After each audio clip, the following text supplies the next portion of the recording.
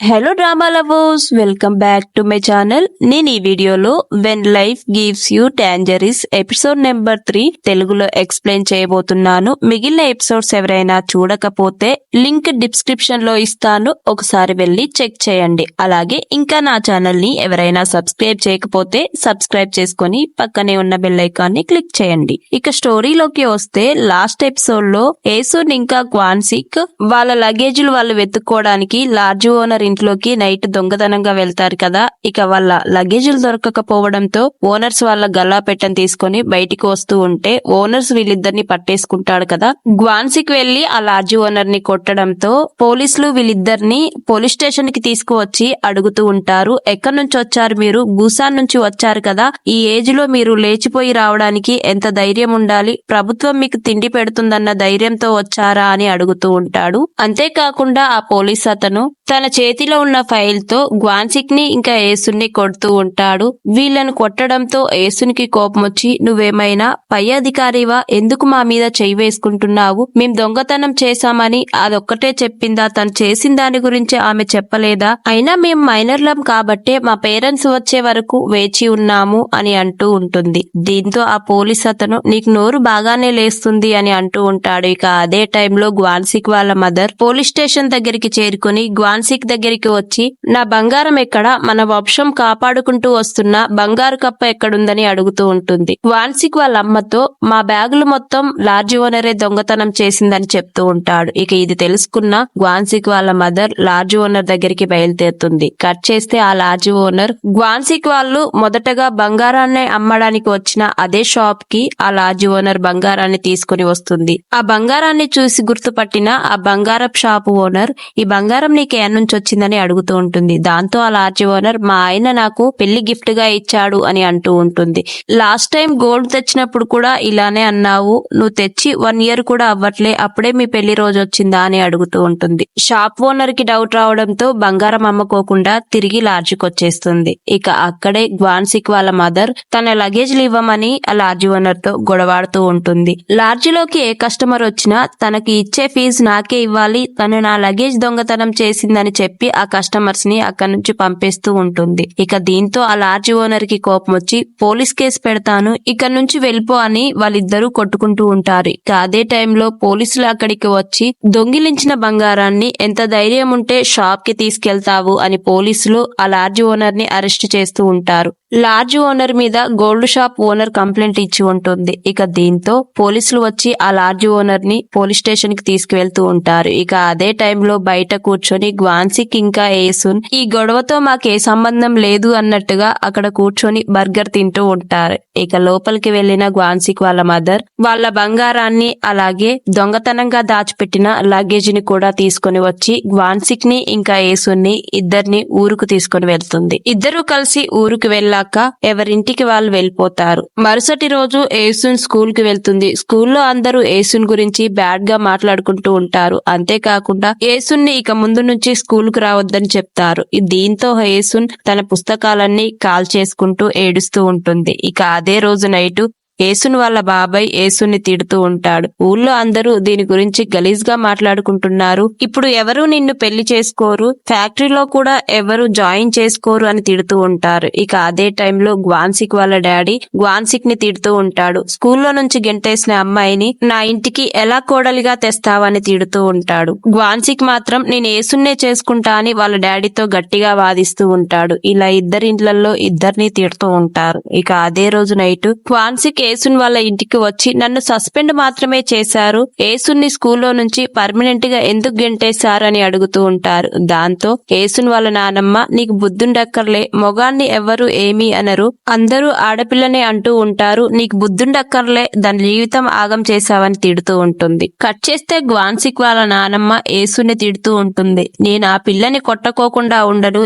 ఏదైనా చేసి గ్వాన్సిక్ నుంచి ఆ పిల్లని దూరం చేస్తా అని మాట్లాడుతూ ఉంటుంది. దానికి గ్వాన్సిక్ గ్వాన్సిక్ వాళ్ళ అమ్మ, నువ్వు అలా చేస్తే వాళ్ళు మళ్ళీ లేచిపోయారంటే మనకు దొరకను కూడా దొరకదు, దీనికి ఒక మంచి ప్లాన్ ఆలోచించాలని మంచి ప్లాన్ వేసి గ్వాన్సిక్ వాళ్ళ అమ్మ ఏసున్ దగ్గరికి వచ్చి మాట్లాడుతూ ఉంటుంది. గ్వాన్సిక్ వాళ్ళ అమ్మ ఏసున్తో, నిన్ను స్కూల్ నుంచి తీసేయడం చాలా బాధగా ఉంది, నీకేమన్నా హెల్ప్ చేద్దామన్నా చేయలేని స్థితి. గ్వాన్సిక్ వాళ్ళ నానమ్మ గురించి తెలుసు కదా, నన్ను ఆడిపోసుకుంటుంది, ఇక నా మొగుడు దేనికి పనికిరాని వాడు, ప్రేమించిన కొత్తలో నన్ను బాగా చూసుకునేది, ఇక నన్ను పెళ్లి చేసుకున్నాక బొత్తిగా పట్టించుకోవడం మానేశాడు, అమ్మ కూచి అయ్యాడు, వాళ్ళ ఫ్యామిలీనే అంతా అని గ్వాన్సిక్ వాళ్ళ అమ్మ ఏసున్ కి బ్రెయిన్ వాష్ చేస్తూ ఉంటుంది. ఇక అదే రోజు గ్వాన్సిక్ ఏసున్ వాళ్ళ బాబాయ్ దగ్గరికి వచ్చి ఏసున్ని నేను పెళ్లి చేసుకుంటానని అడుగుతూ ఉంటాడు. దానికి ఏసున్ వాళ్ళ బాబాయి, మీ అమ్మా నాన్నలు ఒప్పుకుంటే మాకేం ప్రాబ్లం లేదు, మీ కట్నం ఇచ్చుకోవడానికి మా దగ్గర రూపాయి కూడా లేదని చెప్తూ ఉంటాడు. అప్పుడే ఏసున్ గ్వాన్సిక్ దగ్గరికి వచ్చి,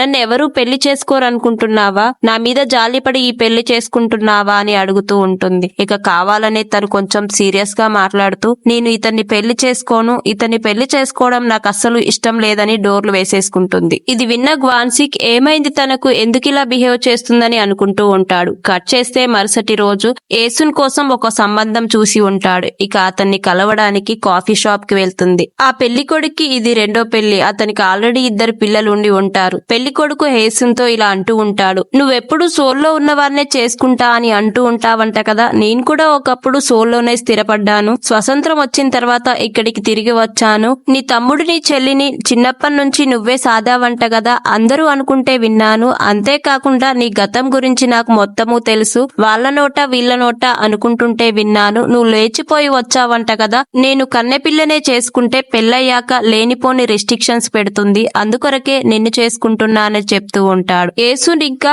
ఏసున్ వాళ్ళ పిన్ని పెళ్లి కొడుకుని కలిసాక వర్షం పడుతుందని కాఫీ షాప్ ముందు వెయిట్ చేస్తూ ఉంటుంది. ఇక అదే టైంలో ఏసున్ వాళ్ళ పిన్ని ఏసున్తో, అతనికి 2 పిల్లలే ఉన్నారు, అతన్ని చేసుకుంటే నీ లైఫ్ బాగుపడుతుంది, అతనికి డబ్బు బాగా ఉంది, అంతేకాకుండా నిన్ను చదివించడానికి 10 సంవత్సరాల వరకు నీకు ఫీజు కడతా అన్నాడు, ఇక నువ్వు అతనితో మంచిగా ఉండి నువ్వు కవయిత్రి అవ్వాలన్న నీ కోరిక నెరవేర్చుకోవచ్చు అని చెప్తూ ఉంటుంది. ఇది విన్న ఏసున్, నా పెళ్లి ఇలా అయిపోతుందని మా అమ్మ ఏడుస్తుంది కావచ్చు, మా అమ్మ కన్నీళ్లు వర్షం రూపంలో పడుతున్నాయేమో అని ఏడుస్తూ ఉంటుంది. ఇక అదే రోజు నైట్ ఏసున్ వాళ్ళ అమ్మ ఫ్రెండ్స్ గ్వాన్సిక్ వాళ్ళ ఇంటికి వెళ్లి, వాళ్ళిద్దరిని ఎందుకు ఇలా బాధ పెడుతున్నారు, అన్యాయంగా వాళ్ళని విడదీస్తే మీరే నాశనమైపోతారు, ఏసున్ కి రెండో పెళ్లి వాణ్ణి చేసుకునే అంత కర్మ ఎందుకు అని అంటూ ఉంటారు. వీళ్ళ మాటలు విన్న గ్వాన్సిక్ ఏసున్ వాళ్ళ ఇంటికి వెళ్లి, రెండో పెళ్లి వాణ్ణి చేసుకునే అంత బాధ ఏసున్ కి ఎందుకు, తనను నేనే పెళ్లి చేసుకుంటాను, చిన్నప్పటి నుంచి తనకు చేపలు ఇచ్చాను, అంతేకాకుండా క్యాబేజీలు కూడా అమ్మి పెట్టాను,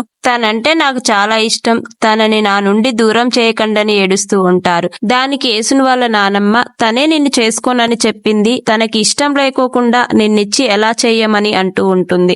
ఏసున్ ఇలా బిహేవ్ చేయడానికి మీ అమ్మే కారణం, మీ అమ్మ వచ్చి వెళ్ళినప్పటి నుంచే తను ఇలా చేస్తుంది, వెళ్లి మీ అమ్మనే అడుగు అని ఏసున్ వాళ్ళ నానమ్మ గ్వాన్సిక్ తో అంటుంది. ఈ మాటలు విన్న గ్వాన్సిక్ అదే టైంలో ఏసున్ పెళ్లి కొడుకుతో నడుచుకుంటూ ఏసున్ వాళ్ళ ఇంటికి వస్తూ ఉంటుంది. అప్పుడే ఏసున్ వాళ్ళ ఇంట్లో నుంచి బయటికి వస్తున్న గ్వాన్సిక్ వీళ్ళిద్దరిని చూసి ఏసున్ని అక్కడి నుంచి లాక్కెళ్లిపోతూ ఉంటాడు. ఏసున్ మాత్రం గ్వాన్సిక్ చెయ్యి విడిపించుకొని నేను రాను అని అంటూ ఉంటుంది. అయినా కూడా గ్వాన్సిక్ వదిలిపెట్టుకోకుండా ఏసున్ని లాక్కొని వెళ్లి ఒక పూల తోటలోకి తీసుకువెళ్లి ఏసున్ చేతికి రింగు తొడుకుతూ, ఈ రింగ్ వేసుకుంటే మన పెళ్లి అయిపోయినట్టే, ఎందుకు ఇలా చేస్తున్నావు, ఏమైంది నీకని గ్వాన్సిక్ ఏసున్ని అడుగుతూ ఉంటాడు. దానికి ఏసున్, ఎందుకు నన్ను స్కూల్ నుంచి గెంటేశారు, మళ్ళీ నిన్ను పెళ్లి చేసుకొని దొంగతనం చేయాలా, లేకపోతే ఊర్లో నుంచి పారిపోవాలా, అన్నీ నాకే జరుగుతున్నాయి, ఎందుకు, నా చిన్నప్పటి నుంచి నా లైఫ్ ఇంతే, అందుకొరకే నేను పెళ్లి చేసుకుంటున్నాను, పెళ్లి చేసుకుంటే నన్ను అనేవాళ్ళు ఎవరు ఉండరు, తనకు 2 పిల్లలు ఉన్నారు,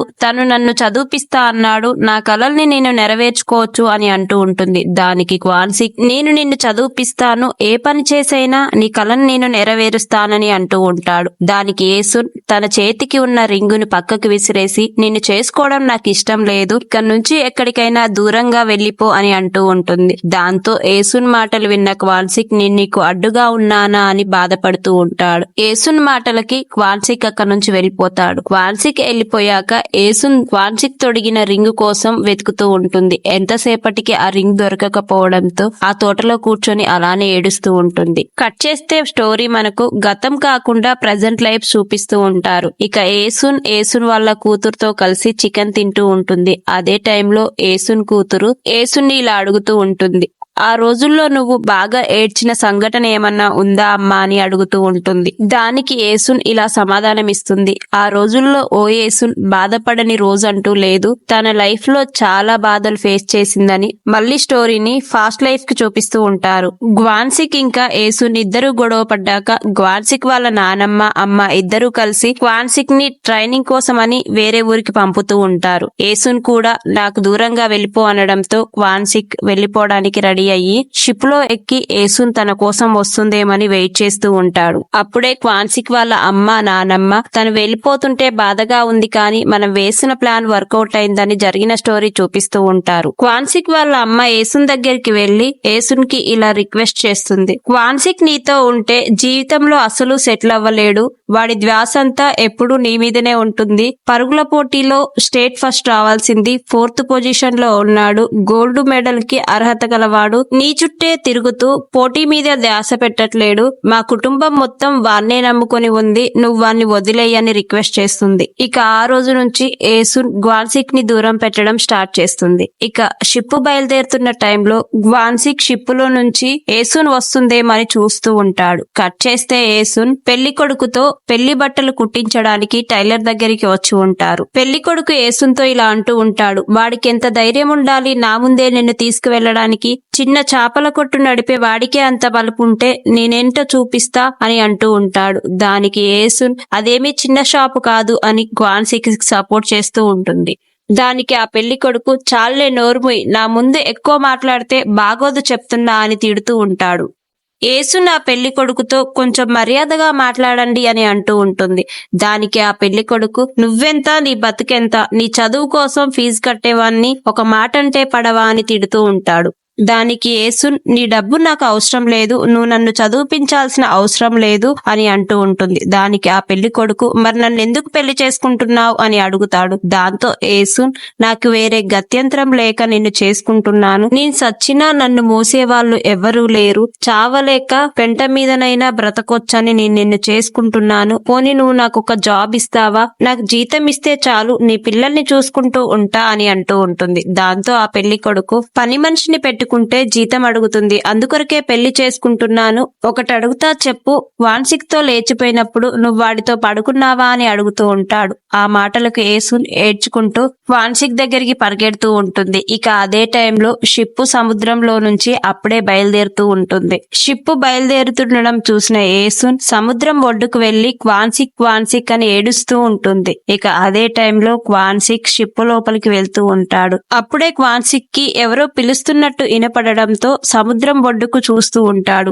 ఏసున్ సముద్రపు ఒడ్డున కూర్చొని క్వాన్సిక్ అని పిలుస్తూ ఏడవడం చూసిన క్వాన్సిక్ సముద్రంలోకి దిగి ఈదుకుంటూ వస్తాడు. ఇక ఏసున్ సముద్రపు ఒడ్డున కూర్చొని మనసు లేని సముద్రమా, నా నుంచి ఎందుకు అన్ని లాగేసుకుంటున్నావని గట్టిగా ఏడుస్తూ ఉంటుంది. ఇక అదే టైంలో క్వాన్సిక్ ఈదుకుంటూ రావడం చూసిన ఏసున్ చాలా హ్యాపీగా ఫీల్ అవుతుంది. అంతేకాకుండా ఒడ్డున ఉన్న ఆడవాళ్ళందరూ కూడా క్వాన్సిక్ పడవలో నుంచి దూకేసి ఏసున్ కోసం వస్తూ ఉండడం చూసి చాలా సంతోషిస్తారు. ఇక క్వాన్సిక్ ఒడ్డుకు చేరుకొని ఏసుని గట్టిగా హగ్ చేసుకొని వాడేమంటున్నాడని పెళ్లి కొడుకు గురించి అడుగుతూ ఉంటాడు. ఇక ఏసున్ కూడా క్వాన్సిక్ తిరిగి రావడంతో గట్టిగా హగ్ చేసుకొని ఏడుస్తూ ఉంటుంది.